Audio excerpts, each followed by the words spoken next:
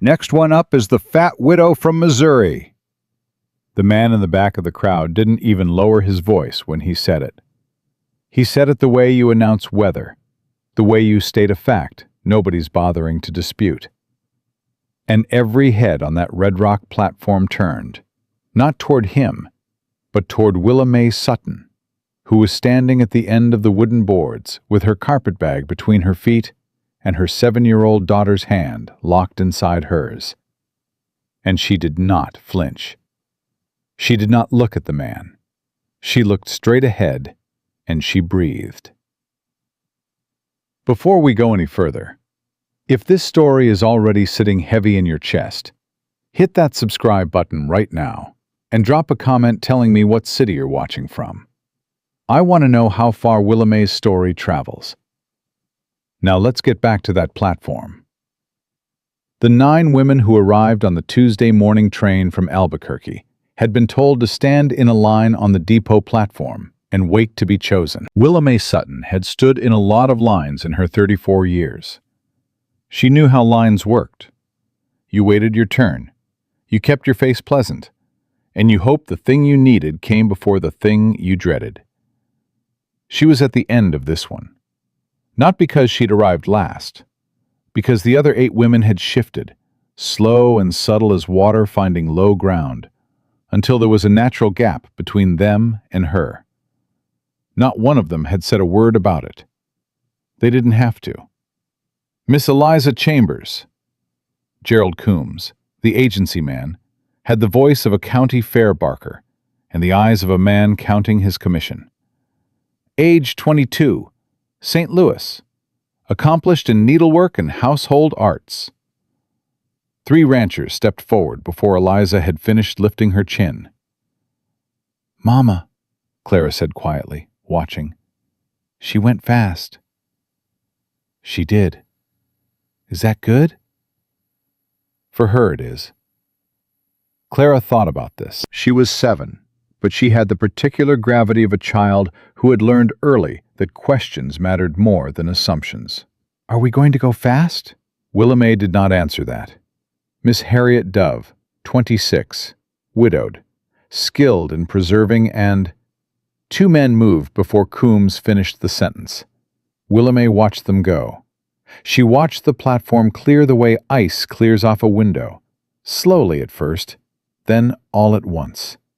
Each woman claimed, each space widened, each rancher leading his chosen woman down the steps like he'd picked a good mare at auction and was pleased with the purchase.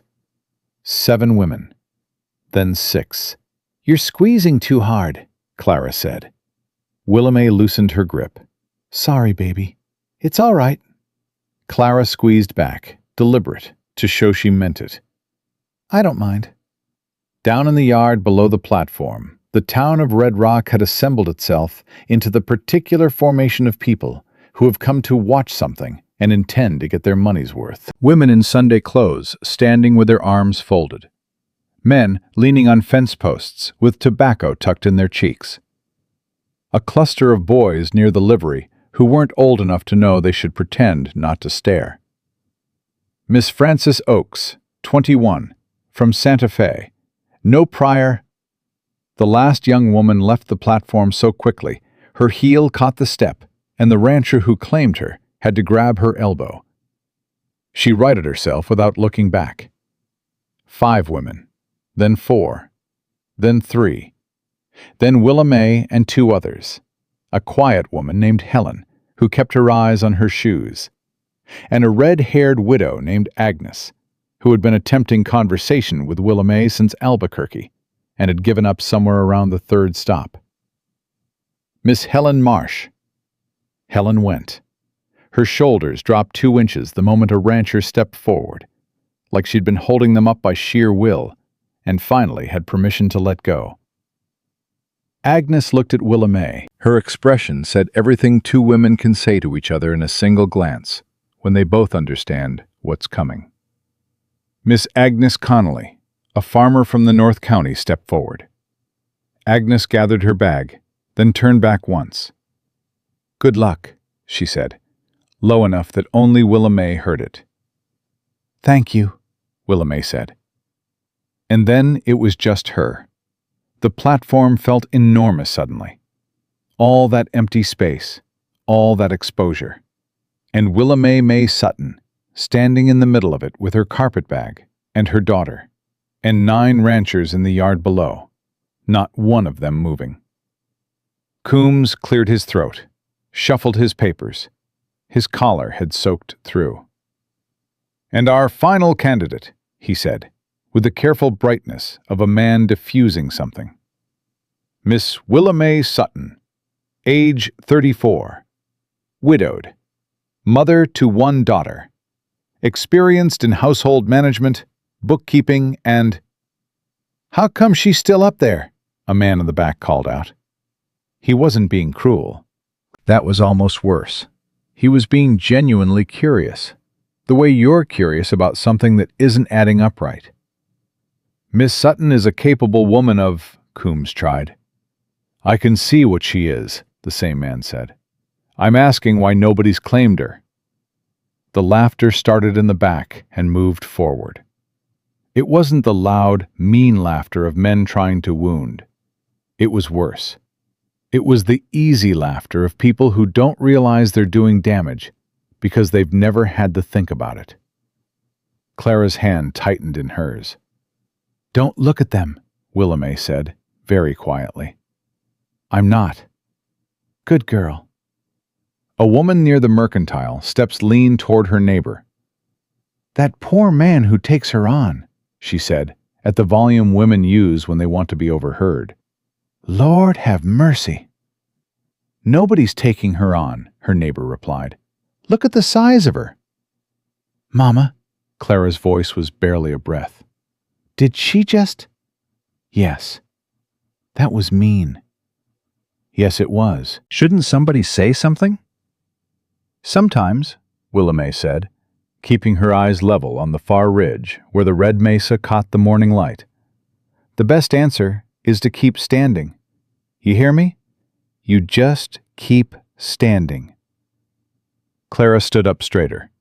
She was 7 years old, and she squared her shoulders like a soldier, and she kept standing. Coombs tried again. "Miss Sutton brings considerable experience in domestic management and has references from—" "Gerald?" One of the ranchers in the yard, a heavy-set man with a red beard, shook his head. "Come on now. Nobody's going to take on a woman like that. You know it, and she knows it. Just end this."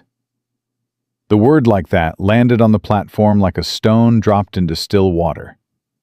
Willamay felt it ripple out through her chest, and she pressed her tongue flat against the back of her teeth, and she held. She held. She was good at holding. She had held when Thomas died and left her with the debts. She had held when her father's face went closed and distant at the door of the Missouri house she'd grown up in. She had held when her mother pressed $32 into her palm and said, soft and final as a closing book, "I'm sorry, Willamay. I don't know what else to do." You got good at holding, or you got swallowed. Those were the options. "Well," Coombs folded his papers. He could not quite meet her eyes. Perhaps there are other arrangements." "Mr. Coombs," Willamay's voice came out steady. She was proud of that later. "Don't apologize for them. That only makes it worse." He blinked at her. "Mama," Clara said, "that man is coming." "Which man?" "The quiet one. He hasn't moved this whole time. He's been standing by the wagon back there, and now he's coming." Willamay heard the boots before she saw the man. Steady, unhurried. No performance in the sound of them. Just a man who had decided something and was walking toward it without changing his pace. The crowd shifted. She could feel it before she saw it, that particular rearrangement of people when something unexpected is happening and nobody has decided yet how to respond. The laughter died the way a lamp dies when the oil runs out. Not dramatic, just gone. He stopped at the base of the platform steps and looked up at her. He was not a young man, and he was not a handsome one, not in the easy way. He was somewhere north of 35, weathered past the point where weather is something you notice, and into the territory where it's just your face. Dark hat, worn through at the brim, eyes the color of creek water in November. He had the kind of stillness about him that you only get from years of working land that doesn't care whether you're tired. He did not look at her the way the other men had looked. He did not measure her. He looked at her the way you look at something that requires your honest attention and then you give it. Then he looked down at Clara. Clara looked back at him with complete, fearless directness. "Do you have a dog?" she said. Something shifted in his face. Not a smile. The memory of one, maybe. Cattle dog named Pepper. Clara appeared to consider this as seriously as the question deserved. "Does he bite?" "Only if you run first." "I don't run much," Clara said. "Mama says running is for emergencies and enthusiasms, and you have to know which one you're in." The man, Holt Granger, Willamay would learn, rancher, widower, 7 miles outside of town, looked at her then. "Your mother's here?" "Right here," Clara said, as if this should have been obvious. He looked up. His eyes met Willamay's. "Ma'am?" "Sir?" "Name's Holt Granger." He didn't offer his hand. He just said it, straight. "Got a ranch 7 miles out. 320 acres, most of it running cattle. House needs work. Ranch needs 2 people. I need somebody who can do real work without complaining about what the work is." Willamay stared at him. "That's your pitch?" "It's what I have." "You didn't come to look at the other women." "No." "You came to look at me, specifically." He was quiet for a moment. "I read all the files the agency sent," he said.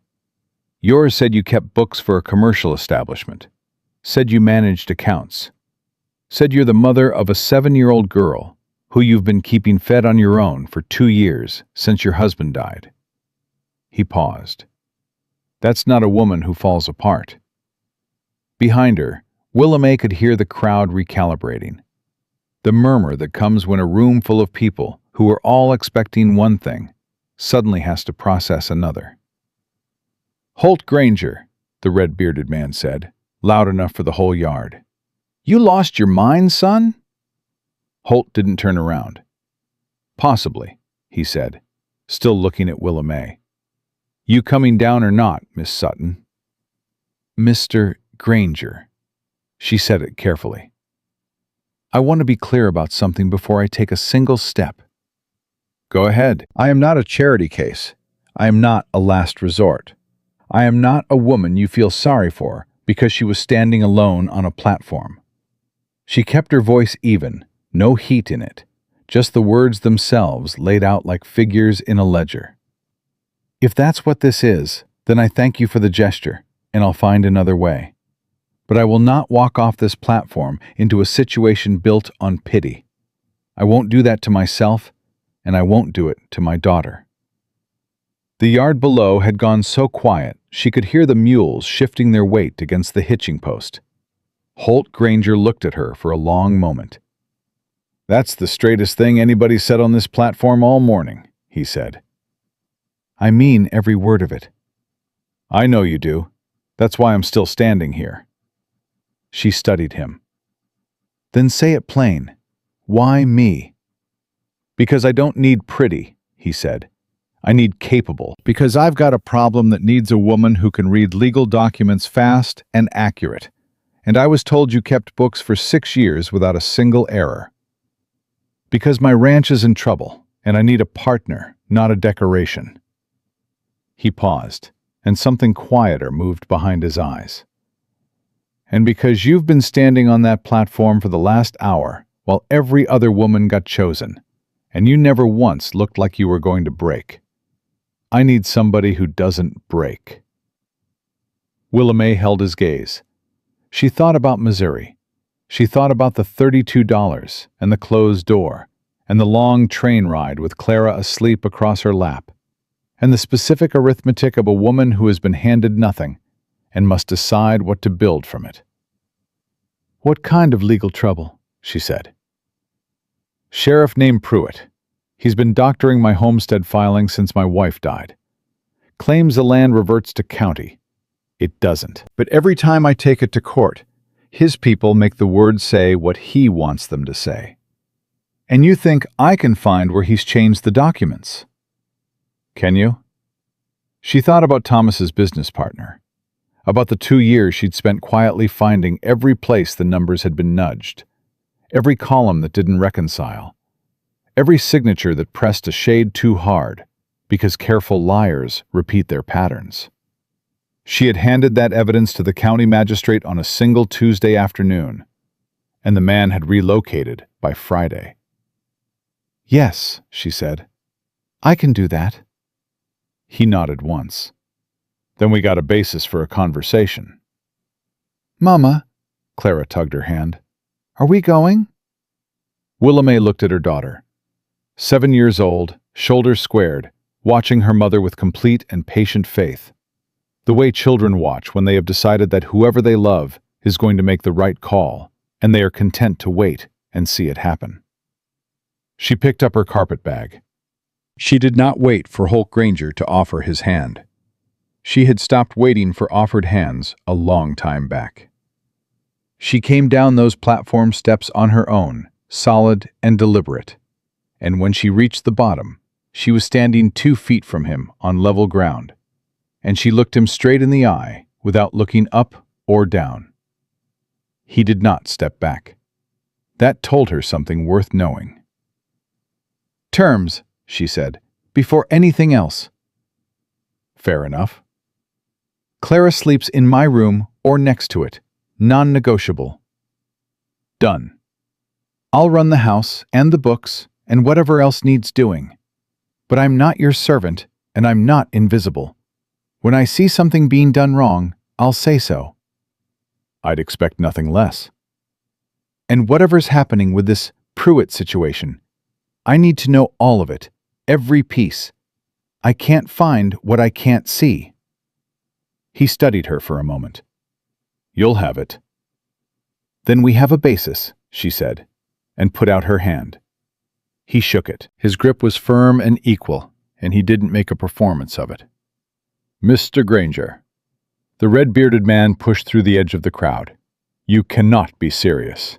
That woman—" "Tom." Holt's voice didn't rise. It didn't need to. "I'm going to ask you not to finish that sentence. She's a last warning." Tom shut his mouth.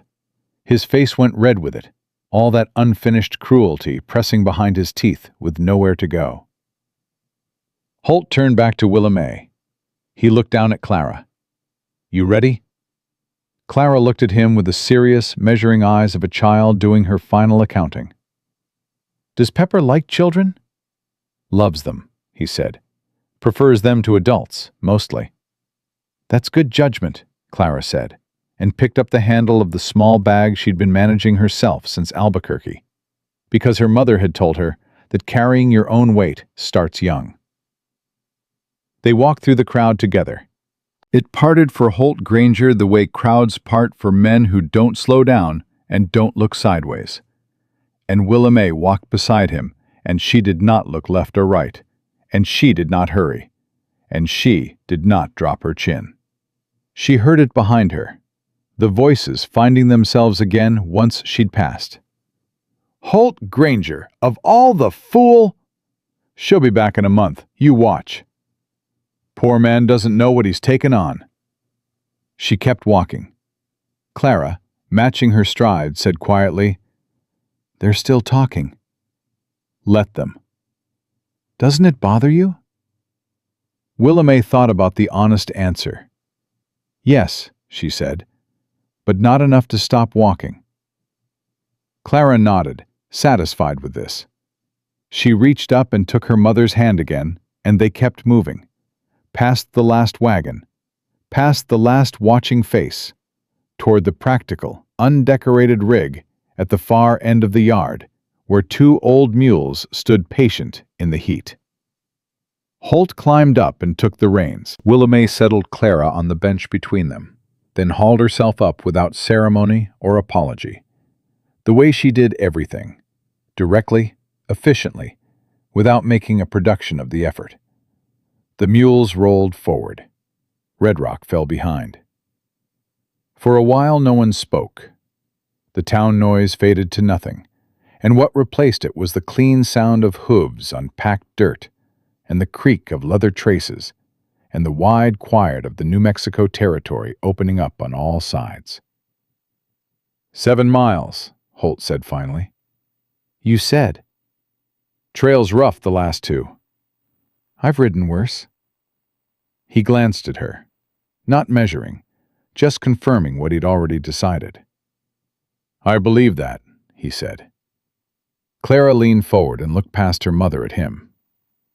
Mr. Granger, she said, when we get there, can I meet Pepper first thing, or do I have to wait until the adults are done talking? He was quiet for a moment. First thing, he said. Adults talk too long anyway. Clara sat back, content. She folded her hands in her lap with the composure of a woman 40 years older, and she watched the red mesa pull close on the horizon, and she did not ask any more questions because some things you just had to ride toward and find out. Willamay watched the road. $32 and a carpet bag and a daughter, and a handshake with a stranger on a platform where the whole town had written her off before noon. She turned her hands over once, looked at the palms. Large hands, strong hands, the hands of a woman who had been told her whole life she was too much of everything that didn't count, and not enough of everything that did. She closed them, opened them again. 7 miles. Whatever was waiting at the end of it, she would meet it on her feet. She always had. The ranch came into view just as the trail got rough enough to mean it. Willamay held the sideboard without being asked, and said nothing about the ruts, because she had said she'd ridden worse and she meant to keep her word on everything she said to this man, starting with the small things. Clara bounced between them and grabbed Holt's arm once without thinking, then let go fast and looked at her mother with an expression that asked whether that had been acceptable. Holt hadn't tensed, hadn't moved away, just kept his eyes on the trail. Like a child, grabbing his arm was the most natural thing in the world. Willamay gave Clara a small nod. It's all right. The house was low and functional, and had the look of something built by a man who cared more about it lasting than about it being admired. The barn stood solid to the left. A water pump between the house and a kitchen garden that had gone to weed, but showed good bones underneath the neglect. And sitting at the edge of the porch, watching their approach with the focused intensity of an animal that takes its job seriously, was a medium-sized cattle dog with one brown ear and one black one, and eyes the color of good whiskey. Clara made a sound beside her that was not quite a word. Pepper, Holt said, before she could ask.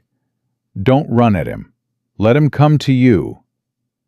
Clara climbed down from the wagon with a restraint that clearly cost her everything she had. She stood perfectly still at the base of the porch steps, with her hands at her sides and her whole body rigid with the effort of not moving. And she waited. Pepper regarded her from the porch. Then he stood, stretched the particular stretch of a dog who has decided something, walked down the steps at a dignified pace, and pressed his nose directly into Clara's palm. Clara exhaled, like she'd been holding that breath since Missouri. He likes you, Holt said, climbing down. I know, Clara whispered, and dropped to her knees in the dirt without a thought for her dress, and put both arms around the dog's neck. And Pepper allowed this with the patient grace of an animal who understands that some affections must simply be received. Willamay watched her daughter for a moment. Then she picked up her carpet bag and looked at the house. I'll show you what's what, Holt said, moving past her toward the door. I can find it. He stopped, looked back. I don't doubt it. but some things need showing anyway. She followed him in. The kitchen was the first room, and it told her everything she needed to know about the last 4 years of his life. Not dirty exactly, but stripped down to pure function. No curtains, no cloth on the table. The shelves organized with the grim efficiency of a man who has stopped caring about anything except knowing where things are. A single coffee cup on the counter. One plate in the drying rack. One of everything. For a long time, one of everything. "Pump works," he said. "Water's good. Stove runs hot on the left side. You have to compensate."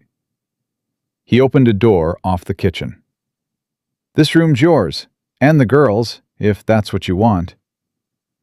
It was a decent-sized room.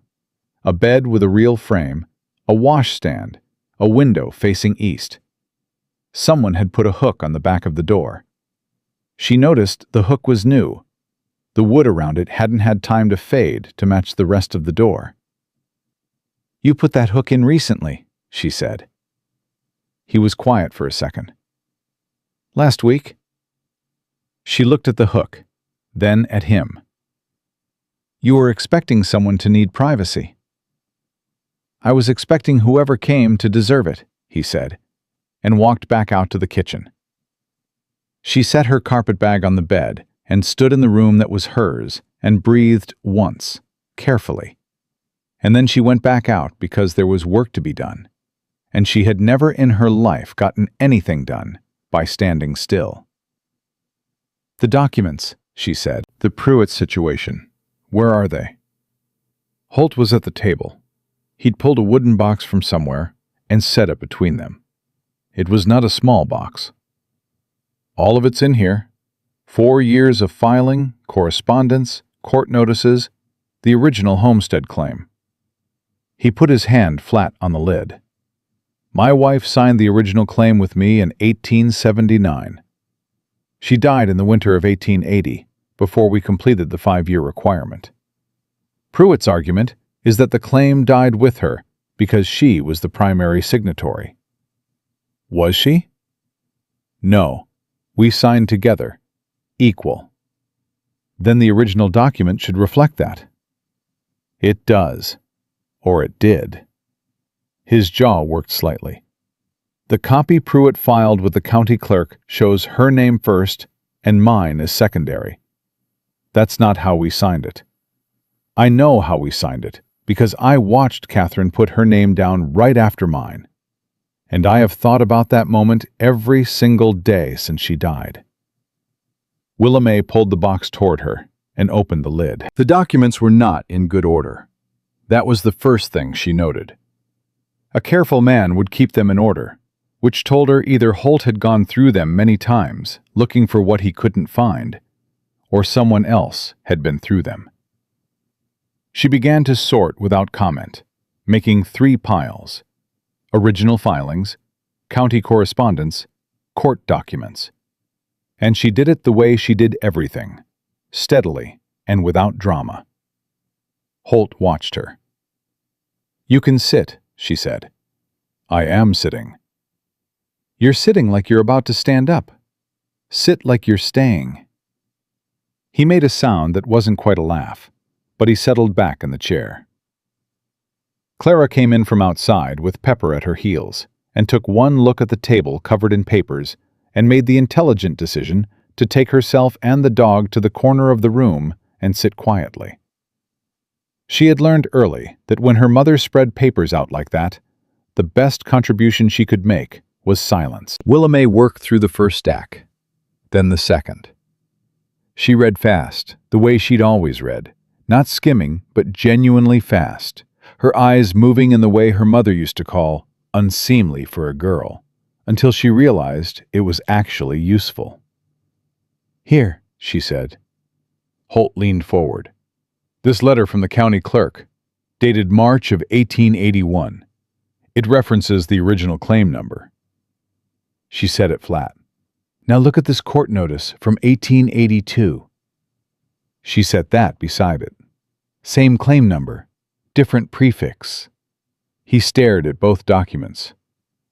They changed the number. They added a letter to the prefix. R-4471 became R-4471W.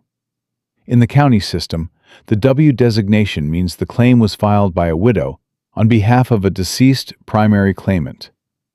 She looked at him. Which would make you the secondary party trying to inherit a claim that Pruitt can argue was already closed. The silence in the kitchen was very complete. He did that in 1881, Holt said. A year after Catherine died. When I was... He stopped. When you weren't paying close attention to paperwork? Willamay said, without judgment. Because that was what it was.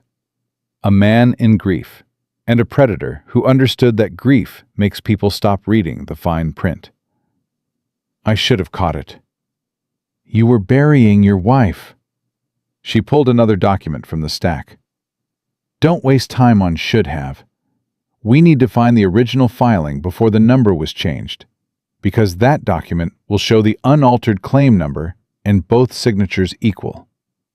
Do you have anything from 1879? The first year? Bottom of the box, I think. They went through it together, him handing her documents one at a time, her reading and sorting, and occasionally saying keep or set aside, in the tone of a woman who has done this before and knows where she's going. Clara fell asleep in the corner at some point, her head against Pepper's flank. Neither adult mentioned it. An hour into the work, Willamay found it. She didn't say anything for a moment. She read it twice. Then she set it flat on the table with both hands, very carefully, the way you set down something that matters. This is the original, she said. It was a single page, handwritten, with the land office's stamp in the corner and two signatures at the bottom. Equal. Side by side. Holt Granger and Catherine Elaine Granger, in ink that had gone brown with time. Holt's hand came down on the table, not hard, but definite. That's our signatures.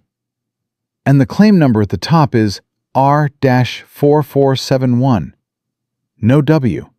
No widow designation. She looked at him.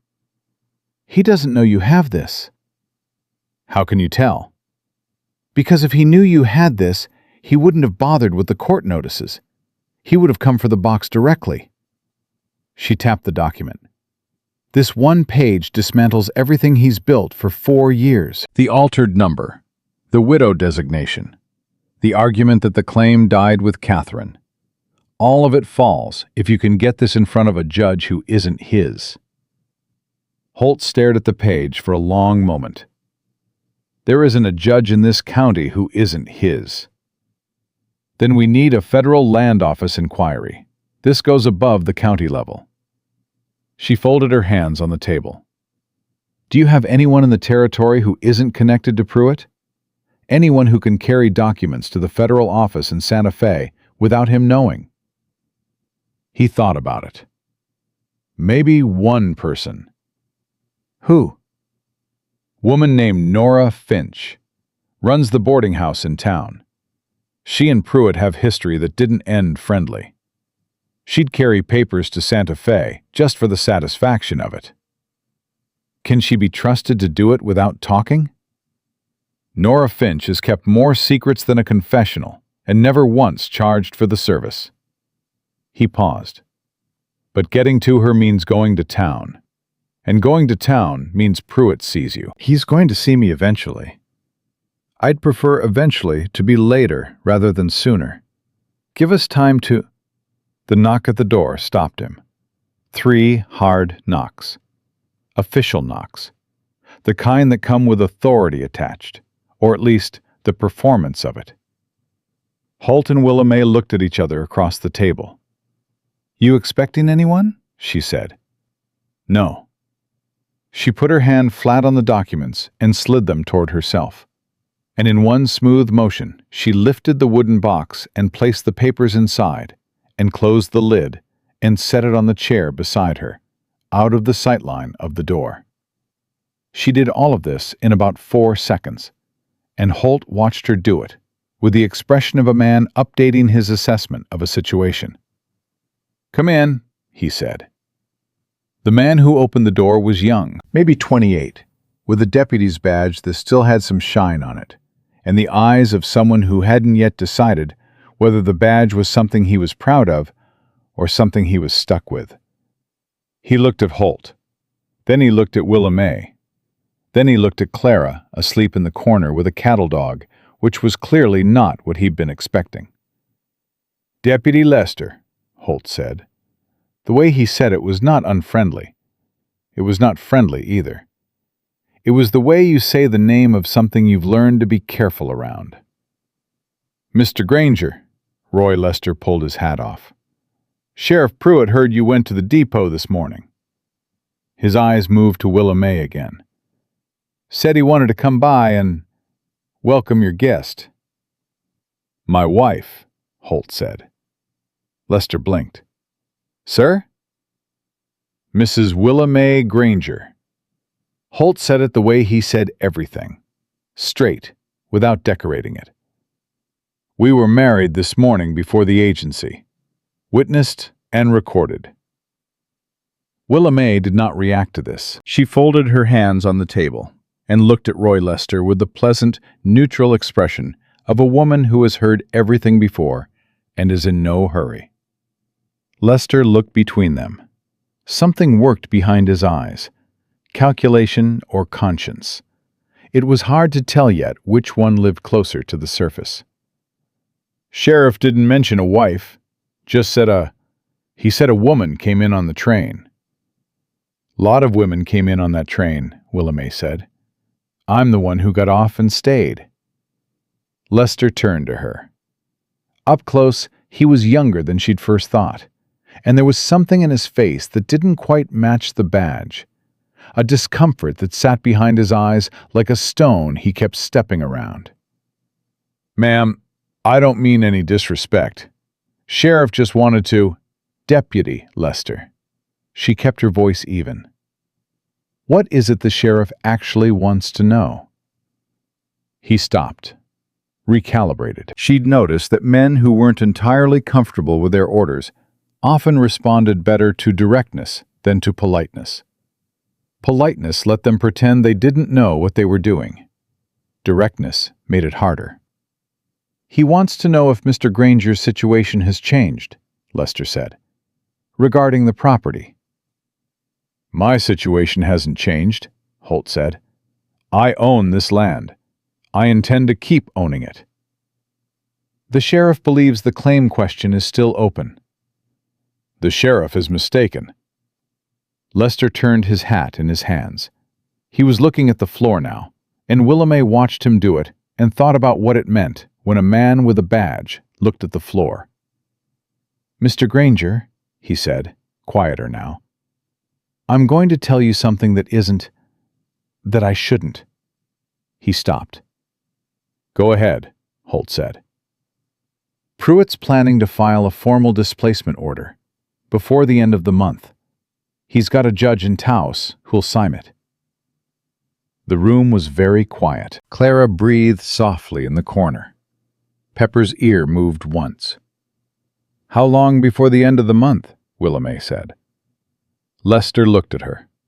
There was something in his face now that wasn't quite shame, but was neighboring it. 2 weeks, maybe 3. "Why are you telling us this?" He was quiet for long enough that she thought he wouldn't answer. Then he said, "Because I signed on to keep the peace, not to take a man's land." He put his hat back on and moved toward the door. "I didn't come here. You didn't see me. That's all I've got." He left. His boots crossed the porch and then the yard, and then the sound of his horse moved away from the ranch until it was nothing. Holt looked at Willa May. 2 weeks, he said. Maybe 3. She reached under the table and brought the wooden box back up and set it open between them. "Then we have 2 weeks to get that original document to the Federal Land Office in Santa Fe." She looked at him. I need to go to town. I need to talk to Nora Finch. Tomorrow, he said. Tonight. Pruitt will be watching the road tonight. He sent Lester first, which means he's already suspicious. Give it 1 day. Let him think his deputy's visit settled things down. She considered this. He wasn't wrong. A careful opponent was more dangerous than an aggressive one, and Pruitt had been careful for 4 years. 1 day was not an unreasonable sacrifice for the element of surprise. Fine, she said. Tomorrow. Early. Before he's got eyes on the road. Agreed. She looked at the document with the 2 signatures. Holt. Yeah. When you told Lester we were married, witnessed and recorded. He met her eyes. We shook hands on a working arrangement in front of half the town. He paused. Common law isn't nothing in this territory. But if you need it put different. I don't need it put different, she said. I need to know if you said it because it was useful or because you meant it. He was quiet for a moment. Not evasive. Just the particular silence of a man choosing his words because they matter. I said it because it was useful, he said, and because it was true enough not to feel like a lie. He looked at her. That honest enough? Yes, she said. That's honest enough. Clara stirred in the corner, opened one eye, assessed the situation, and closed it again. Pepper sighed and settled his chin on her knee. Willamette looked at the document between them. 2 signatures from 1879. A man and a woman who had put their names side by side on a piece of paper and staked a claim on something together. She thought about what it meant to stake a claim. Not the legal definition, the human one. The decision to put your name on something and say, "This is mine to build and mine to protect, and I will not be moved from it." She had not had that in a long time. She pulled the document toward her and read it one more time, carefully, all the way to the bottom. Then she set it in the box and closed the lid. "I'll make supper," she said. "Then tomorrow we go to Nora Finch. And then we find a way to get this to Santa Fe before Pruitt knows what's moving." Holt nodded. "Can you cook as well as you read documents?" She stood and moved to the stove. "Better," she said. He almost smiled. Not quite, but almost. And in the corner, Pepper's tail moved once against the floor, slow and certain, like a period at the end of a sentence that had been a long time coming. They left before the sun had fully committed to rising. Holt had the wagon ready when Willamette came out of the house with the wooden box wrapped in a flour sack and tucked under her arm like it was groceries. Clara was still asleep. They had agreed the night before, without much discussion, that Clara would stay with the ranch and the dog and the task of feeding the chickens, which Holt had explained with the gravity of a man assigning important work because he understood that a 7-year-old needed to feel useful. Clara had accepted this assignment with equal gravity. "Pepper will help," she said, and that had settled it. The road to Red Rock was empty at that hour, the kind of empty that belongs to the land before people start making claims on the day.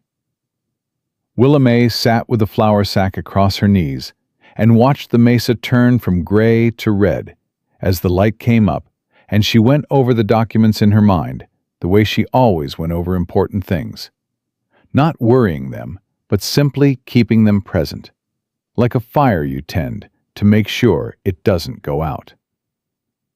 "Tell me about Nora Finch," she said. Holt kept his eyes on the road. "She came out here in 71 with a husband who didn't last the first winter. Sickness. She stayed anyway, built the boarding house herself, mostly. Has an opinion on everything and keeps it to herself until the moment it matters most." He paused. "She and Pruitt were friendly once, years back. Something happened between them that neither one talks about. But the result of it is she would walk barefoot to Santa Fe to make his life difficult. And she is discreet enough that she'd do it without telling a soul why." Has she helped you before? She fed me for 3 months after Catherine died, and didn't charge me once, and never mentioned it.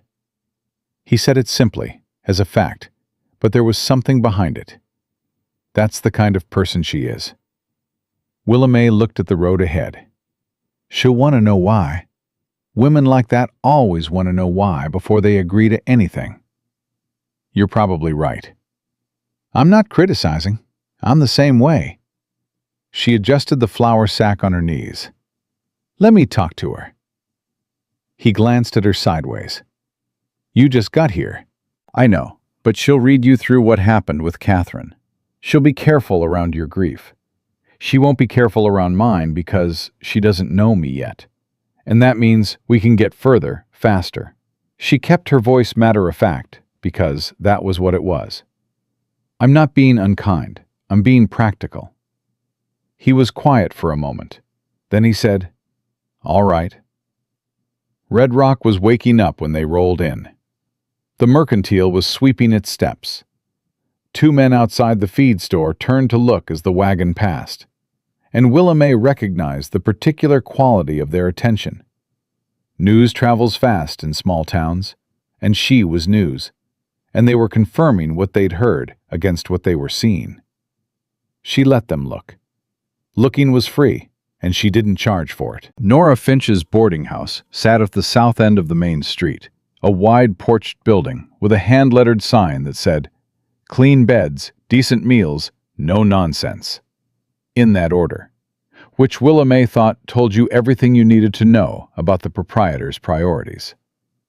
Nora herself was on the porch when they pulled up, a coffee cup in one hand and the expression of a woman who had seen a great deal and filed it all away for future reference.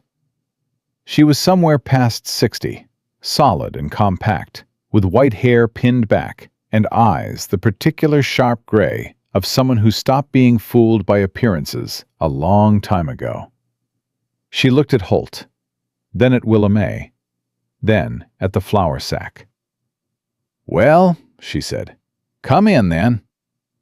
The front room of the boarding house smelled like coffee and pine soap and the particular industry of a place that takes its work seriously. Nora led them to a table in the back corner, away from the 2 other guests eating breakfast at the far end of the room. And she poured coffee without asking, and sat down across from them and looked at Willamay directly.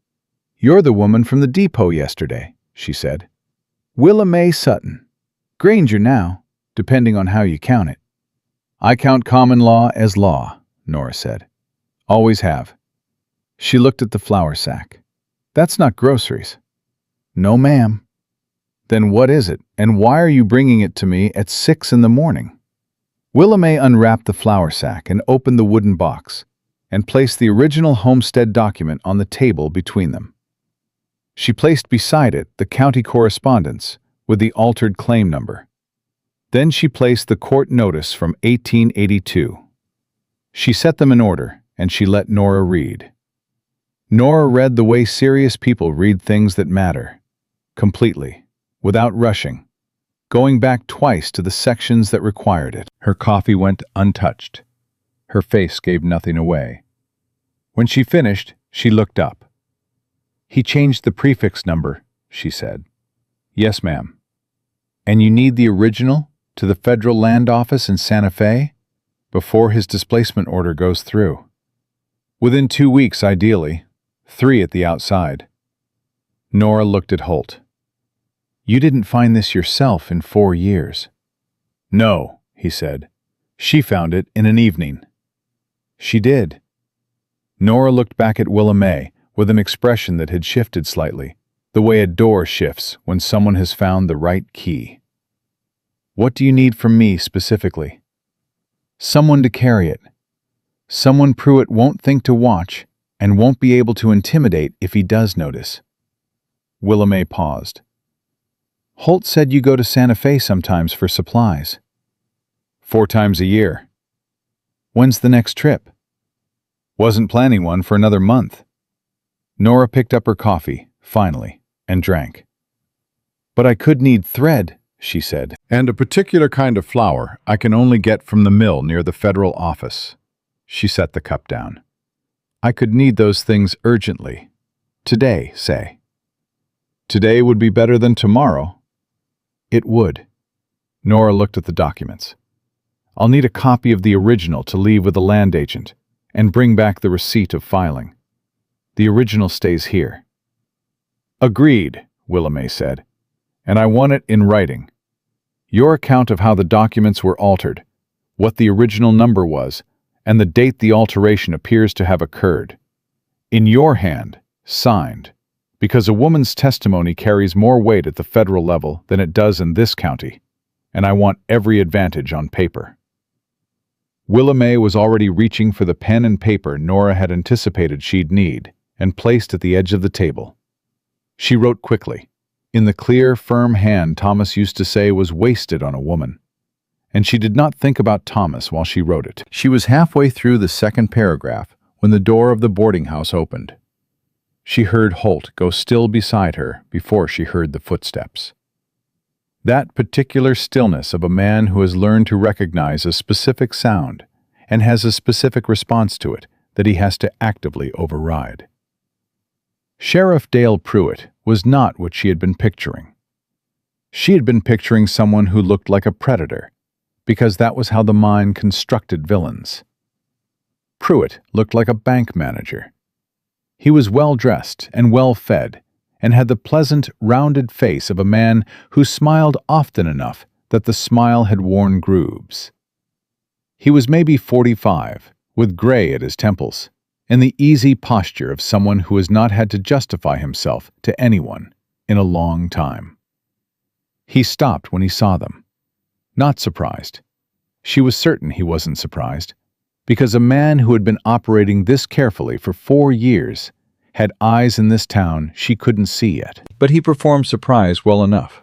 The smile widened, and he spread his hands in the gesture of a man who is delighted by a coincidence.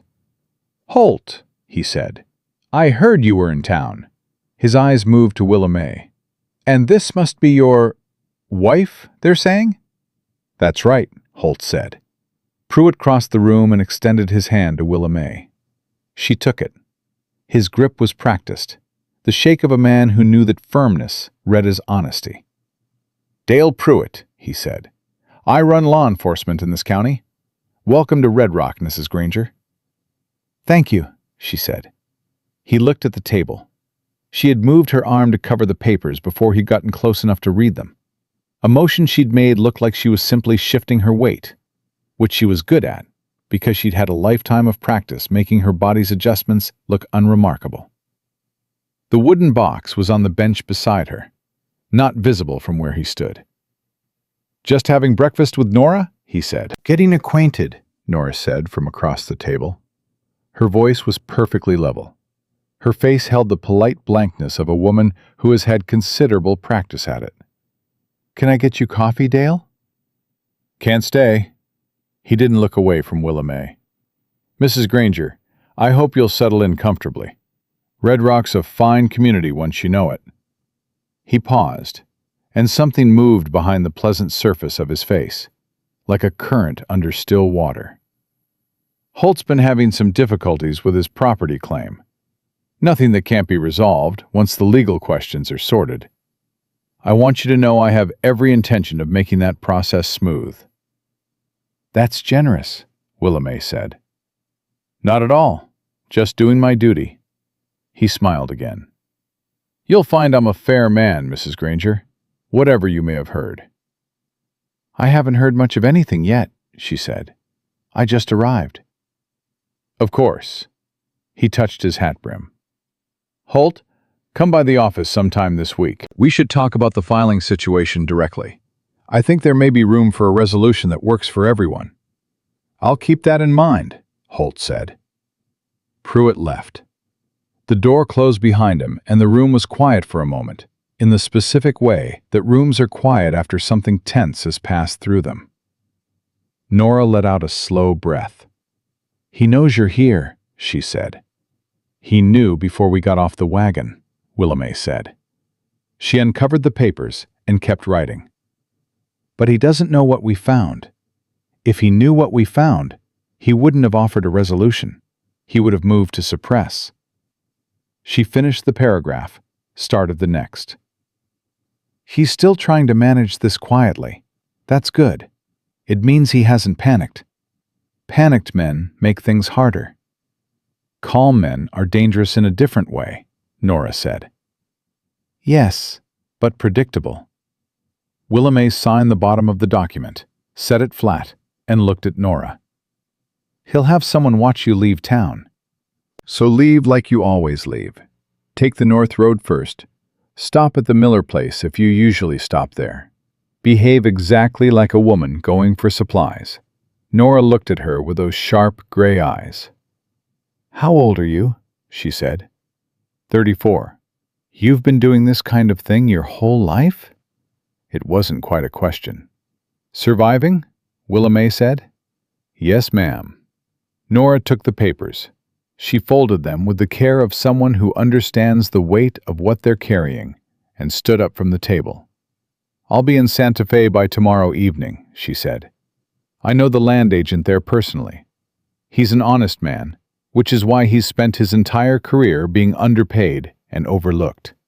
She tucked the papers inside her dress, against her side. I'll send word when I have the receipt. Thank you, Holt said. Nora looked at him with the expression of someone who has been fond of a person for a long time and found the right moment to say so without embarrassing either party. Catherine would have liked her, she said, simply.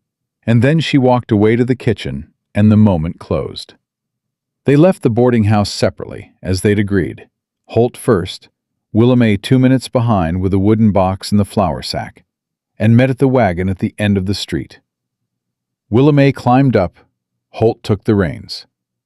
They rolled north through Red Rock without hurrying, and Willamay watched the storefronts and the faces in the windows, and identified, without pointing, the man leaning against the post outside the barber shop, who was watching them with the focused non-attention of someone trying to look like he wasn't watching. Corner of the barber shop, she said quietly. I see him. That's Cutter. Works odd jobs for Pruitt. He kept the mules at their usual pace. Don't look back. I'm not. They cleared the last building. The road opened up. Holt clicked his tongue at the mules, and they found their stride, and the town fell behind them, and Willamay sat with the empty flour sack on her lap, and thought about Pruitt's face when he'd said, room for a resolution. He's going to come to the ranch, she said. Probably. Soon. Once Cutter reports that Nora left this morning, Pruitt will start adding things up. He's been adding things up for 4 years, Holt said. He's good at it. Then we need to be better. She watched the road. When he comes, let me talk. He looked at her. Willamay. Not because you can't handle him. Because he's already formed an opinion of me, and it's the wrong one. Men like Pruitt always underestimate women who arrived a certain way. He saw me as the woman nobody picked at the depot. That's the calculation he's already made, and I want him to keep making it as long as possible. Holt was quiet for a moment. That's a cold way to think about it. It's a practical way to think about it. She kept her eyes forward. I've been underestimated my entire life, Holt. Every room I walked into, every ledger I opened, every man who looked at me and made his calculation based on what he saw and stopped there. I stopped being insulted by it a long time ago. Now I use it. He absorbed this. The mules kept their pace. The red mesa tracked them on the left. All right, he said. When he comes, you're a man who brought in a wife, and you're focused on the ranch, and you're not particularly engaged in the legal details because that's your wife's concern. She paused. Can you do that? Let him think you've handed it off? Sit quiet while you run the field. He considered it with the seriousness it deserved. Yeah, I can do that. Good. The ranch came into view, and before they'd pulled to a full stop, Clara was on the porch with Pepper beside her, both of them attentive as sentinels. The second hen laid twice, Clara announced, as though this was information they'd been waiting for. Pepper found the extra egg under the water trough. I think she's hiding them. Smart hen, Willamay said, climbing down. I named her, Clara said. What did you name her? Pruitt. Clara tilted her head. "She seems sneaky." Holt made a sound behind Willamette that she had not heard from him before. It took her a moment to identify it, because it was unfamiliar in his register, full and sudden and real. He was laughing. Not the almost smile, not the shape of one, actually laughing, the kind that catches a person off guard and comes out before they can decide whether to allow it. Clara looked pleased with herself. Willamette looked at Holt, and something shifted in her chest without her permission. Something quiet and unannounced. The way the first warm day of spring arrives. Not dramatically, just present, when you step outside and realize the cold has finally relented. She didn't examine it. She picked up the wooden box and carried it inside. The afternoon passed in work, which was where Willamette had always been most comfortable. She went through the remaining documents in the box, making the full inventory of everything they had, and cross-referencing it against the county correspondence to map exactly where and when each alteration had occurred. She built a timeline on a piece of paper that showed clearly the progression of Pruitt's fraud. Not random, not opportunistic, but systematic, built piece by piece over 4 years with the patience of a man who believed he would never be caught, because he had made himself the only one with the authority to catch him.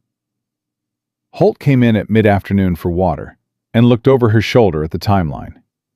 He stood there reading it for a long moment. "He planned this before Catherine died," he said. "The first altered document is dated 11 months after she passed, but the groundwork, the relationship with the county clerk, the connection to the judge in Taos, that was already in place." She traced the line with her finger. "He was waiting for a moment when you were vulnerable. He just had to be patient enough for it to arrive."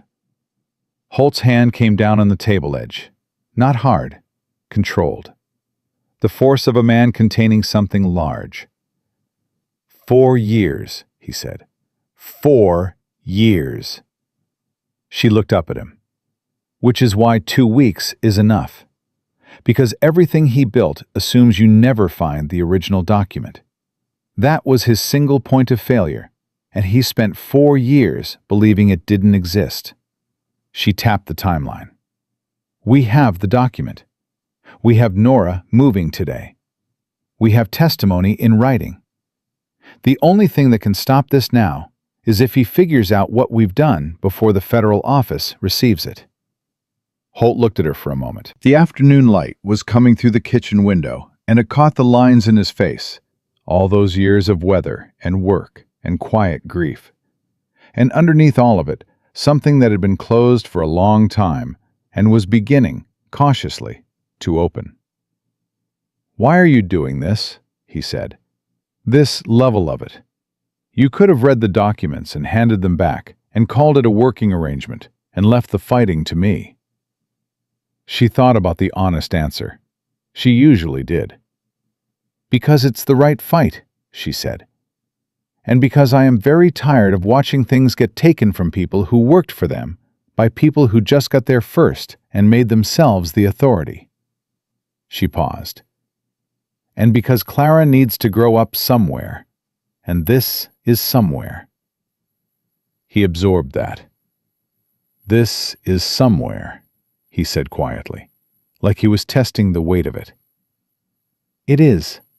She turned back to the timeline. "Now let me finish this before supper, because I want everything documented before Pruitt makes his next move." She heard him cross to the door. Then he stopped. "Willamette?" "Yeah?" "I'm glad you came down off that platform."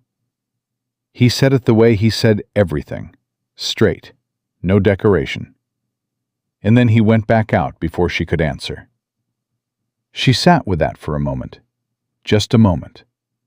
Then she picked up her pen and kept working, because the documents needed finishing, and supper needed making, and tomorrow was coming whether she was ready for it or not. She had always been ready. That was the thing none of them had ever understood about her. Not Thomas, not her father, not the men in that yard in Red Rock who looked at her and saw something too large and too plain, and 2 alone. She had always been ready. Pruitt came on the 4th day. Willa May was in the kitchen, working through the last of the county correspondence, when she heard the horses, and she knew, before she got to the window, that it wasn't Nora, and it wasn't Roy Lester, and it wasn't anyone coming with good news. She knew because of the number of them. 3 horses, which meant Pruitt had decided to stop being subtle. She put the papers in the box. She put the box in the root cellar, under the floorboard Holt had showed her the second night, the one that didn't look like it lifted, but did.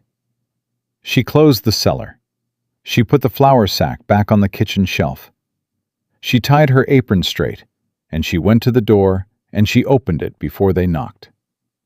Pruitt was in front, his pleasant bank manager's face arranged in the expression of a man making a friendly call. Behind him were 2 men she didn't recognize. Not deputies, or at least not wearing badges, which told her something about what kind of visit this was meant to be. "Mrs. Granger," Pruitt said, touching his hat. "I hope I'm not interrupting." "Not at all," Willa May said. "Holt's in the south pasture. I can send Clara to fetch him, if you want to wait." "No need," he smiled. "Actually, it's you I was hoping to speak with. Woman to, well, you and I." He glanced at his 2 men with the ease of someone who has practiced the gesture.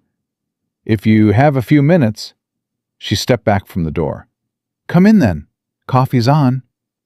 She had made the calculation in the 2 seconds between seeing them ride in and opening the door. A woman who refused to let the sheriff inside looked like a woman with something to hide. A woman who let him in and offered coffee looked like a woman who had nothing to worry about. She intended to look like the second one for as long as it served her. Pruitt's 2 men stayed on the porch. That was interesting. Either he wanted privacy, or he wanted to seem like he wanted privacy. And with a man like Pruitt, those 2 things were sometimes the same, and sometimes not. He sat at the table. She poured the coffee and set it in front of him, and sat across and folded her hands and waited, which she was good at. "I'll be direct," he said. "Please." "You've been here less than a week. You don't know this county yet or how things work in it." He wrapped both hands around the coffee cup with the comfort of a man who believes he owns every room he sits in. "Holt Granger is a good man. I want you to know I respect him. This business with the land claim isn't personal. It's a legal matter, and legal matters have to follow their course regardless of our personal feelings." "I understand," Willa May said. "The displacement order will be filed before the end of the month. It's already written. I want you to know that because I think you deserve honesty." He paused. "What I'm here to offer is a resolution that keeps this from becoming something ugly. Holt sells the eastern 160 acres to a party I represent. He keeps the house and the home pasture. The cattle operation stays intact." "That's generous," Willa May said. She kept her voice exactly the same as when she'd said it in the boarding house. Perfectly neutral, attentive. The voice of a woman who is listening carefully and hasn't formed an opinion yet. "It is," Pruitt agreed, "given the legal situation." "Can I ask you something, Mr. Pruitt?" "Of course." "The party you represent, the one buying the eastern acreage." She tilted her head slightly. "What do they want with scrubland in the east quadrant?" Something moved behind his eyes. Micro-adjustment, fast, but she caught it. "Water rights," he said. "The creek that runs through the eastern boundary feeds 3 properties. Whoever holds that land controls the water access." "And whoever controls the water access," Willa May said pleasantly, "controls the other 2 properties without having to buy them." Silence. Pruitt set his coffee down. The pleasant face was still pleasant, but the quality of it had changed slightly. The way a mask changes when the person wearing it has to work harder to keep it in place. "You're a smart woman," he said. I kept books for 6 years, she said. You learn to see where the numbers are actually going. Then you understand that smart women in your position take the deal that protects their family. He said it gently. That was what made it threatening. The gentleness of it. The way it arrived dressed as advice. Holt has been fighting this alone for 4 years. You just got here.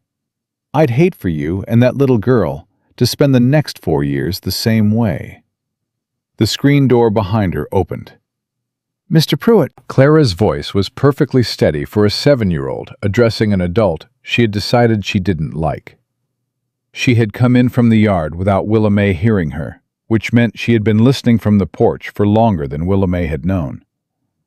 Pepper was beside her, sitting straight, with his eyes on Pruitt. "Hey there, little miss," Pruitt said. He had the reflexive warmth of a political man around children, the automatic charm. "What's your name?" "Clara Sutton," she said. She did not offer Granger. That was her choice, and Willa May noted it and said nothing. "Mama, Mr. Holt is coming up from the pasture. I saw him from the fence." "Thank you, baby." Willa May kept her eyes on Pruitt. "Why don't you wait for him on the porch?"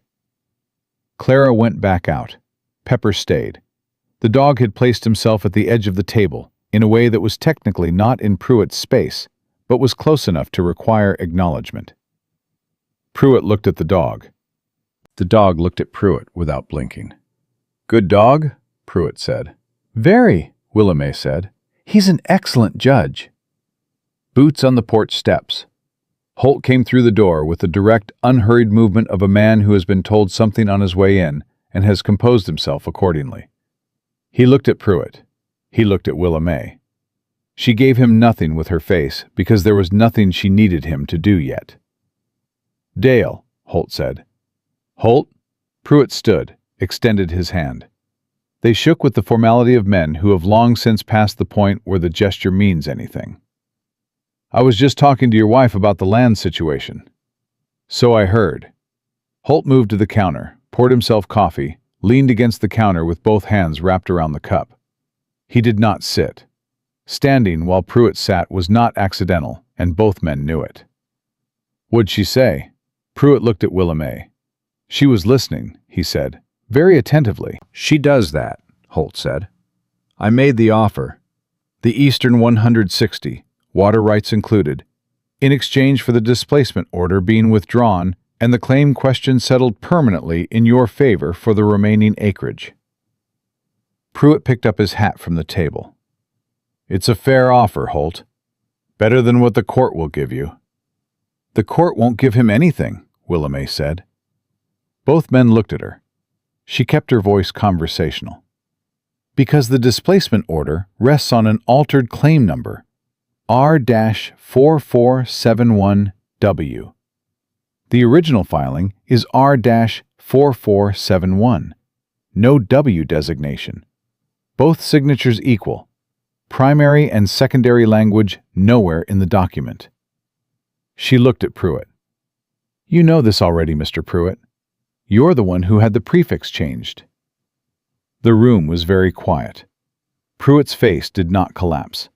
She had not expected it to. Men who have operated carefully for a long time don't collapse when they're caught.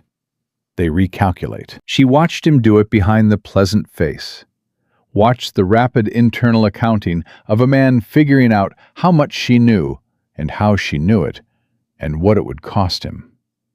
"I don't know what you think you've found," he said, calm, measured. "But a woman who arrived 4 days ago, going through private legal documents—" "They're not private," Willa May said. "They're filed with the county, which is exactly the problem, because what's filed with the county doesn't match what was filed with the Federal Land Office in 1879. She paused. "Or what will be filed with the Federal Land Office again once the inquiry we've initiated is complete." There it was, the word inquiry. She watched it land. Pruitt was still for a moment. Then he pulled his chair back from the table and sat back down, slow and deliberate. and he looked at her with an expression that had shed the pleasantness entirely.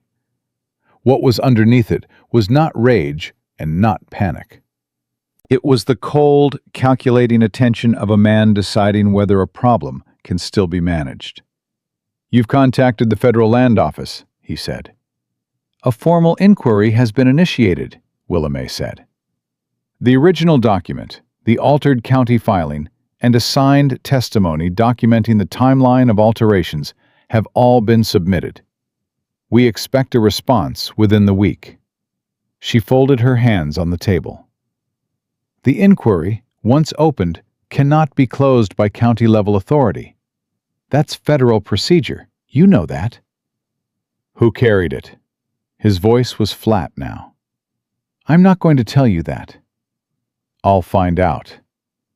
Maybe, but by then the receipt of filing will already be back in our hands, and it won't matter who carried it. She met his eyes. Mr. Pruitt, I want to be straight with you the way you said you wanted to be straight with me. The displacement order can't go forward. Not with this inquiry open. Any judge who signs it, including the one in Taos, becomes party to obstruction of a federal land inquiry. That's a different category of legal trouble than county property disputes. She let that sit for a second. You built something very careful over 4 years. I can see how careful it was. But it had one point of failure, and we found it. Pruitt looked at Holt. Holt looked back at him with the expression of a man who has been waiting a very long time for this particular moment and has decided the best way to receive it is quietly. You want to explain to me, Pruitt said to him, how a woman you married 4 days ago knew where to look. She kept books for 6 years, Holt said. I told you she was capable. Pruitt stood. He picked up his hat and he held it in both hands, and he stood there at the table looking at Willamay with an expression she couldn't entirely read.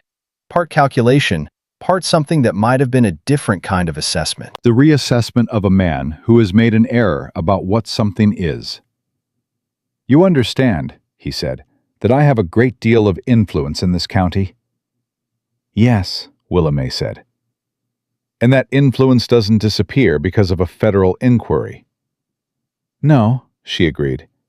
But it changes what you can do with it without drawing the kind of attention that federal inquiries tend to bring. She kept her voice even, not triumphant. She wasn't interested in triumph. Triumph was for people who wanted the other person to know they'd lost, and she didn't need him to know that. She needed him to make a decision. You're a practical man. I think you've always been a practical man. The practical thing right now is to let the displacement order lapse and find a different way to manage the water rights question. And if I don't? Then the inquiry proceeds. The alteration is documented officially and permanently, and whatever comes of that, comes of it. She kept her eyes on his. I can't make you be practical, Mr. Pruitt.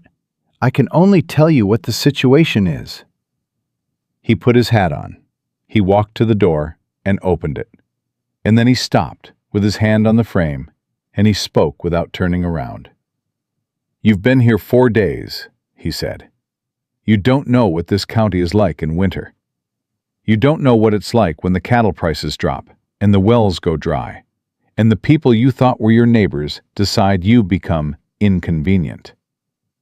His voice was still flat, still controlled, but there was something in it now that was almost, not quite respect, but the shape of the thing that comes before respect when a man has been surprised.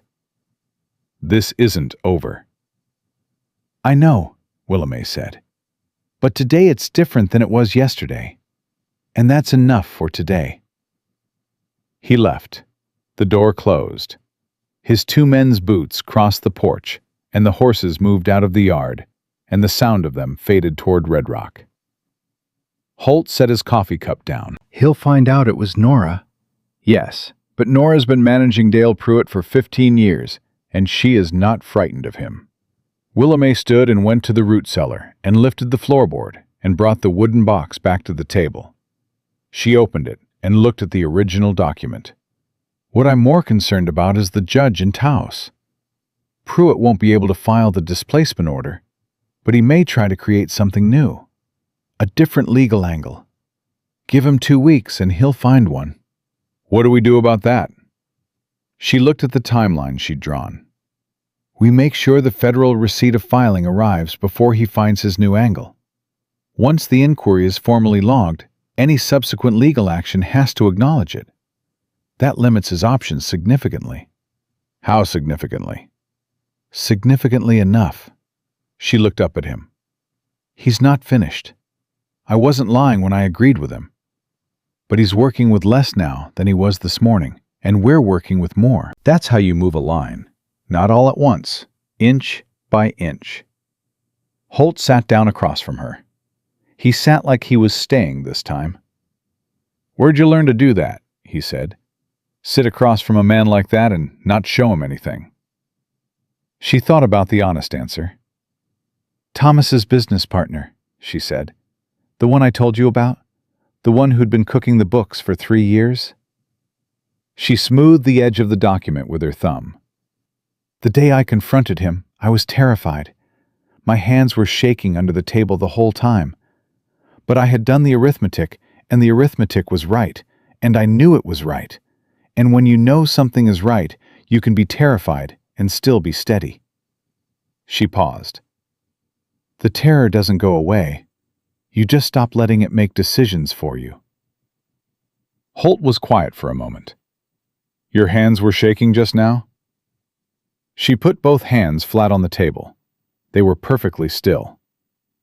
Not this time, she said. The door opened, and Clara came in with Pepper and the focused expression of a child who has important information to deliver. His men stopped at the road and talked for a long time before they left, she said. I watched from the fence. Pepper watched too. What were they doing? Holt said. One of them wrote something down, Clara said. In a little book. I couldn't see what. Willamay and Holt looked at each other.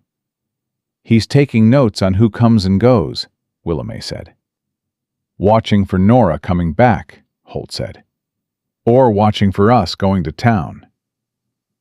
She stood and went to the window and looked at the road, empty now in both directions. We stay close to the ranch until the receipt arrives. We don't give him anything to note in his little book. And if Nora has trouble in Santa Fe? Nora won't have trouble in Santa Fe. She said it with a confidence she had built from the 10 minutes she'd spent with Nora Finch, and everything those 10 minutes had told her. That woman has been handling trouble since before either of us could read. Clara had settled at the table with a piece of paper and a pencil, and was drawing something with great concentration. Willamay looked over her shoulder. It was the ranch, recognizable enough. The house, the barn, the fence. A large dog shape that was clearly Pepper. And in front of the house, 3 figures. A tall one, a wide one, a small one. Who's that? Willamay said, though she knew. Clara pointed to each in turn. Mr. Holt? You? Me. She picked up the pencil again. I'm putting Pepper in front. Holt leaned over to look. He stood there for a moment, looking at the drawing with something in his face that was too large and too private to name.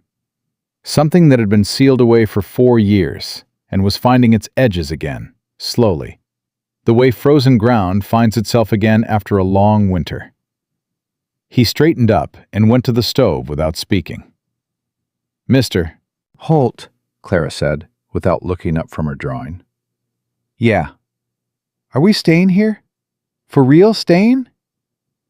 He was quiet. The stove ticked.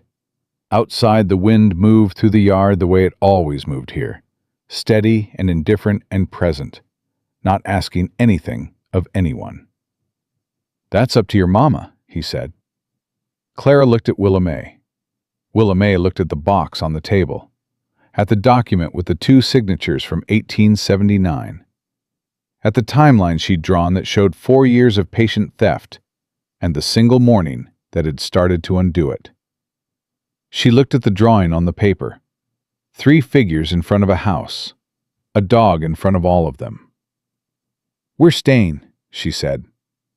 Clara nodded, satisfied, and added pepper to the drawing with careful strokes. Holt started on supper without being asked, moving around the kitchen with the naturalness of someone who has stopped calculating the distance between himself and another person, and is just occupying the same space because it is where he is. Willamay picked up the original document one more time and read it through to the bottom. 2 signatures, equal, side by side. She put it back in the box. The waiting was the hardest part, and she had always been good at the hardest part.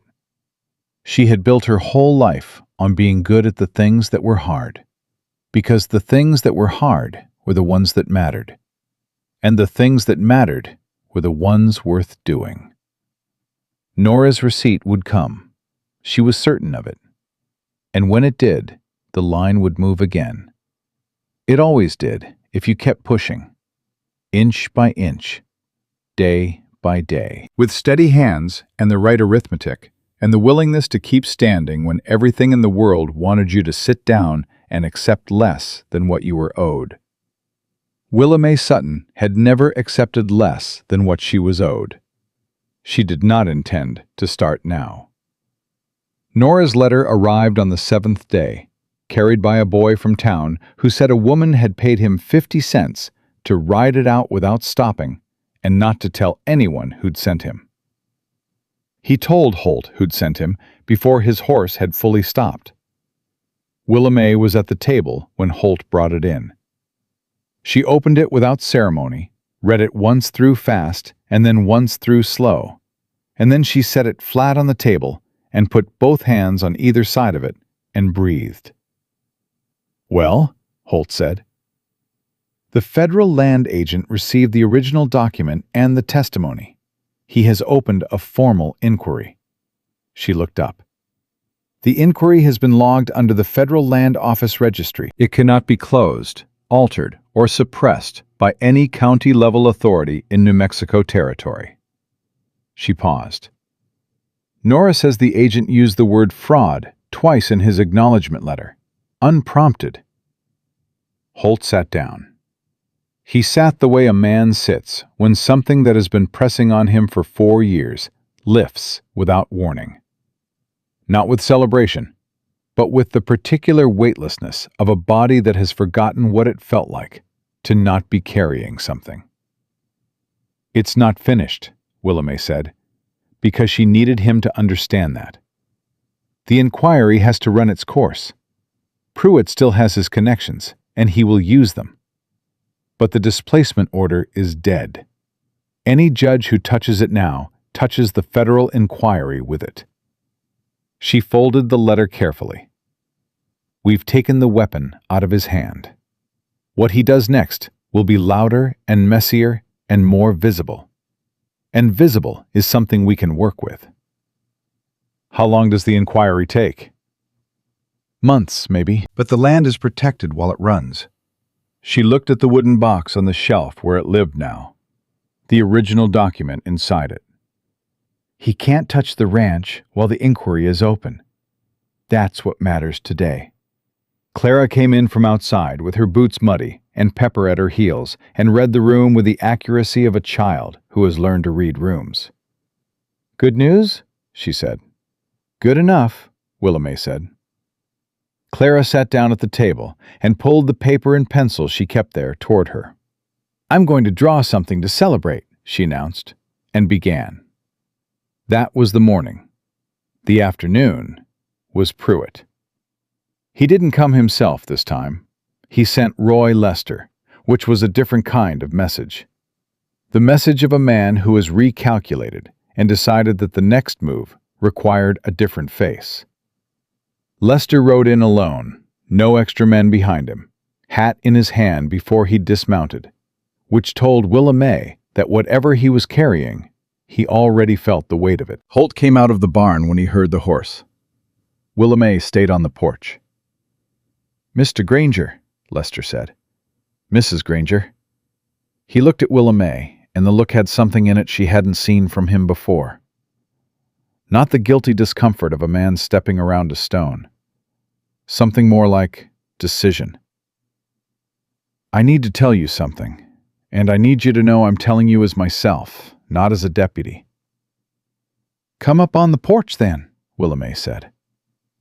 He came up and he stood with his hat in both hands, and he looked at the boards under his feet for a moment, the way people look at things that aren't the thing they have to say when they're working up to saying it.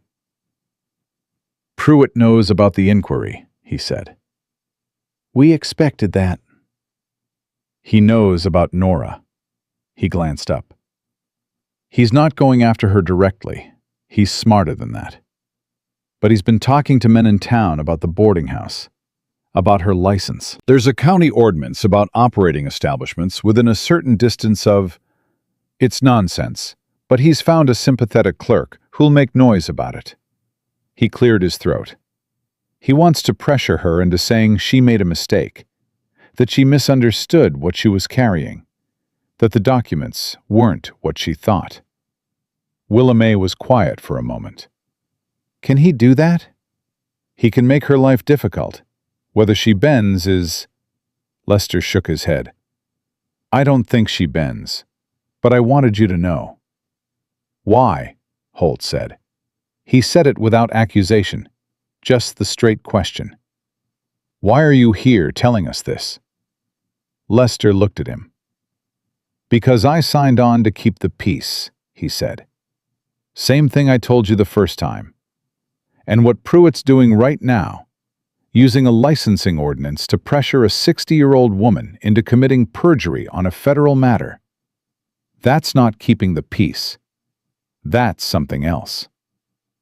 He put his hat back on, slow. I can't stop him from the inside, but I can make sure you're not surprised. Willamay stepped off the porch. She did it without thinking, the movement of a woman who closes distances when something important is happening. She stopped 2 feet from Roy Lester and looked at him with the same direct attention she gave to documents that required honest reading. What would it take for you to say that in front of someone official? She said. What you just told us. He went still. Ma'am, not today, not tomorrow. When the time is right. Would you say it? He was quiet for a long time. Long enough that the wind moved through the yard and Pepper came around the corner of the house and sat down beside Willamay as though he had opinions about the outcome. Lester looked at the dog, then back at her. Yeah, he said finally, and the word cost him something. She could see it cost him. If it came to that, yeah. Then go back to town, she said. Do your job. Don't do anything that gives him a reason to look at you sideways. And when the time comes, I'll let you know. He nodded. He mounted up and rode back toward Red Rock without looking back, and Willamay watched him until he was small on the horizon. You trust him? Holt said, coming up beside her. I trust that he's tired of himself, she said. That's enough for now. She went to Nora that evening, not in the wagon, which would be noted. She rode one of Holt's horses, a steady roan mare that moved quiet on the back trail Holt showed her, the one that came out behind the livery and avoided the main street. She tied up in the alley and went in through the kitchen door, and Nora was already at the stove as though she'd been expecting company, which she probably had. You heard, Willamay said. About the ordinance nonsense? Nora set 2 cups on the counter. Dale pulled that one 3 years ago on the blacksmith who wouldn't sell him a strip of land he wanted. It went nowhere. She poured. He's reaching. He's reaching because we've left him with nothing else. Willamay took the cup. He may push harder before he stops. Let him push. Nora sat down at her own kitchen table, in the chair of a woman who has been sitting in that chair for 20 years and owns every inch of what she occupies. I have been managing Dale Pruitt since before he had that badge, Willamay. I know exactly where the line is. She looked at her steadily. What I want to know is how you're managing. I'm fine. That's not what I asked. Willamay looked at the cup in her hands. "I've been here 11 days, she said. "I know. 11 days, and I've filed a federal inquiry, faced down a corrupt sheriff, and established a common-law marriage with a man I shook hands with on a platform." She paused. "I think I'm still catching up to my own life."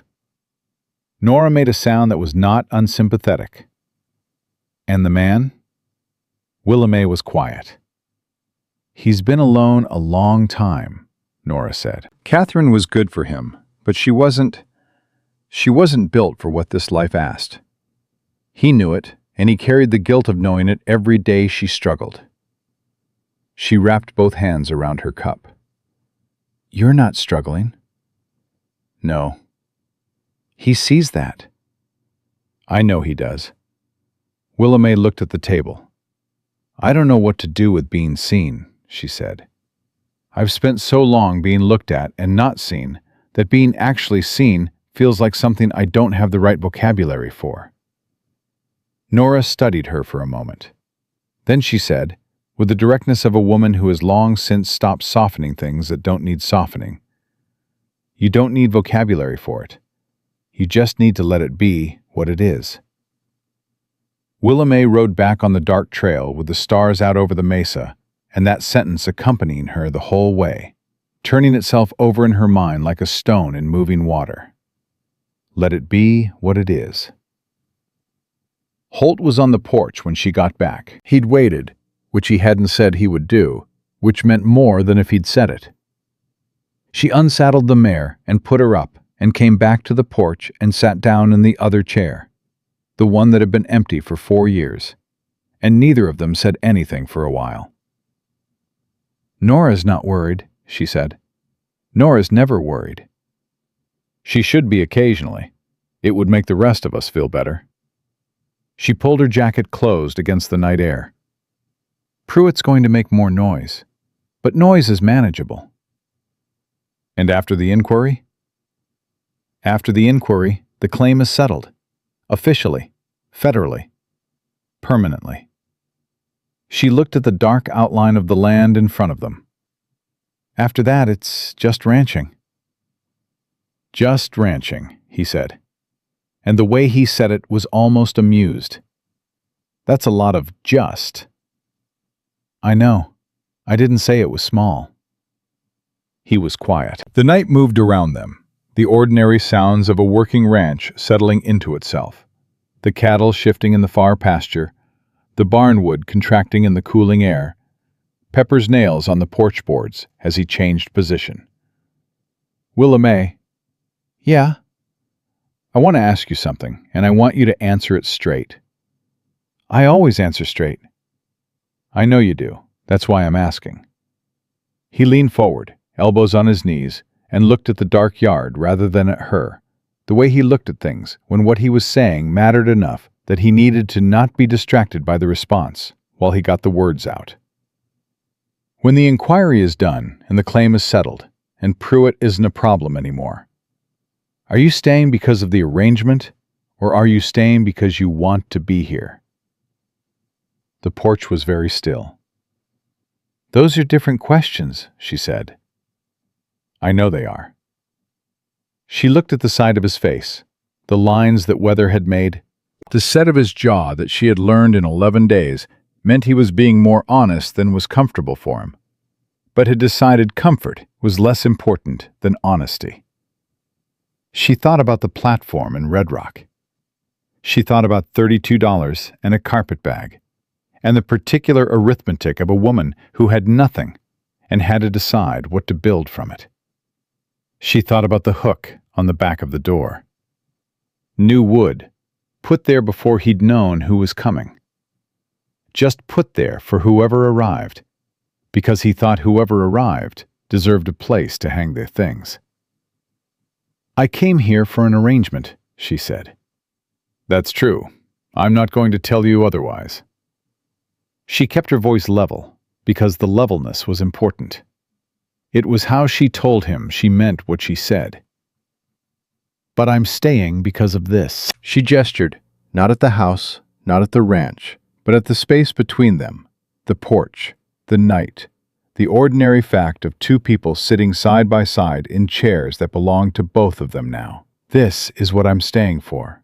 He looked at her then. "What is this?" "I don't have the vocabulary for it," she said. He was quiet for a moment.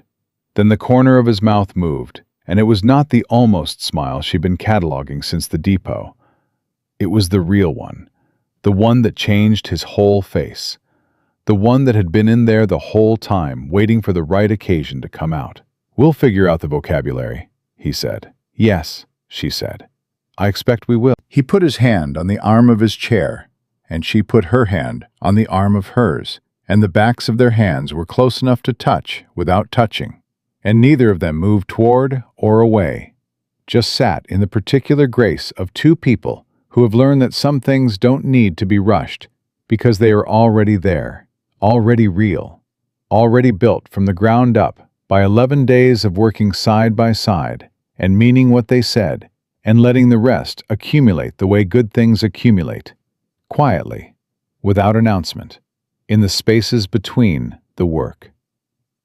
The receipt from the Federal Land Office arrived on the 14th day, not through a boy from town, directly, by official mail, stamped and signed by the federal land agent in Santa Fe.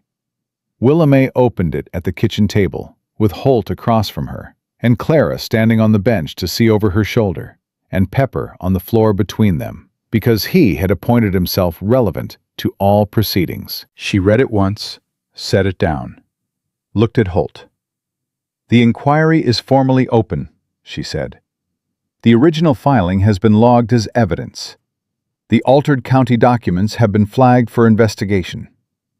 All property transactions, legal actions, and claims related to Granger Homestead R-4471 are suspended pending federal review." She folded her hands on the document. "The displacement order is void." Clara threw both arms around Willa May's neck from behind, with the full, uncalculated force of a 7-year-old expressing something too large for words. Willa May caught her, held her, felt the warm, solid weight of her daughter pressed against her back like an anchor and a compass at once. Holt looked at the document for a long time. Then he picked it up, and he read it himself, all the way through. And when he set it back down, he set it down gently, the way you set down something that represents the end of a very long fight. 4 years, he said. "It's done now." He looked across the table at her. "It's done now," he repeated, and she understood that he was not just talking about the legal claim. 3 days later, Pruitt came one final time. He came alone, which was the most surprising thing. No extra men, no performance of authority. He rode into the yard at mid-morning and waited at a respectful distance from the house until Holt came out, and he held his hat in his hands the way Lester had held his, though it sat differently on Pruitt. It sat like something he'd had to make himself pick up. Willa May stood in the doorway. She did not come out. She watched from there because she understood that this moment was not hers to be in the center of. Some things need to happen between the people they happen to, and Pruitt's 4 years of damage had been done to Holt's land and Holt's marriage and Holt's grief, and this final accounting belonged to Holt. She could see them from where she stood. She couldn't hear what Pruitt said. She watched his face, though, and she was good enough at faces to read the shape of it. A man delivering something he'd spent a long time not wanting to deliver. The specific humility of someone who has been capable of ruthlessness and has arrived, by way of federal consequence, at the acknowledgement that capability and entitlement are different things. Holt listened. He didn't move much. He stood with his arms at his sides in the posture of a man conserving himself for what matters and letting what doesn't matter pass. Pruitt left. He did not touch his hat brim. He just turned his horse and went, and the dust that came up behind him was ordinary dust, going nowhere in particular. Holt stood in the yard for a moment after. Then he came back to the house, and he stopped in the doorway, which meant he stopped in front of Willa May because she was standing there. "He's withdrawing," he said. The county complaint, the relationship with the Taos judge, the licensing inquiry against Nora, all of it. She looked at him. What did he want in return? Nothing. Holt met her eyes. He said there was nothing left worth asking for. He paused. He said the woman I married was going to make sure of that.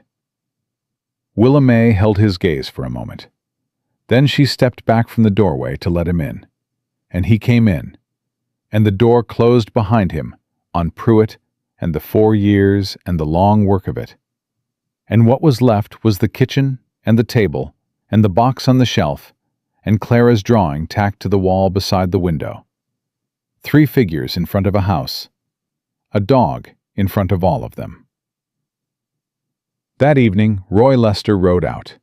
He left his badge on the porch rail and rode away before anyone answered the door, which was how Willa May knew that whatever he was going toward was something he'd decided in private and intended to execute the same way. She picked the badge up and turned it over in her hands and set it on the kitchen shelf where she would remember to see that it got returned to wherever badges went when the people wearing them decided to be different people.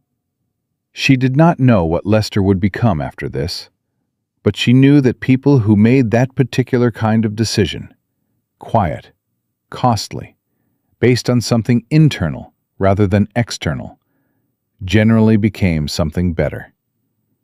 She had learned to trust that. The days after were ordinary days. That was the thing nobody told you about resolution, about the end of long fights and the settling of long disputes. It arrived in ordinariness, not in ceremony or transformation. In the Tuesday morning smell of coffee and the sound of Clara telling Pepper something serious about the nature of chickens. In Holt coming in at noon with mud on his boots and news about a fence line. In the kitchen garden that Willa May had cleared of weeds and turned with her own hands, the soil dark and willing under the fall planting. In the evenings on the porch, side by side in their chairs, the space between them that was no longer careful distance but chosen nearness, the kind that accumulates between people who have been through something together and emerged from it with each other. One night, 3 weeks after the federal receipt arrived, Holt reached across that space and took her hand.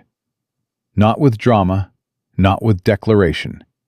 Just took it, the way you take the hand of someone who belongs in yours, deliberate and certain and without pretense.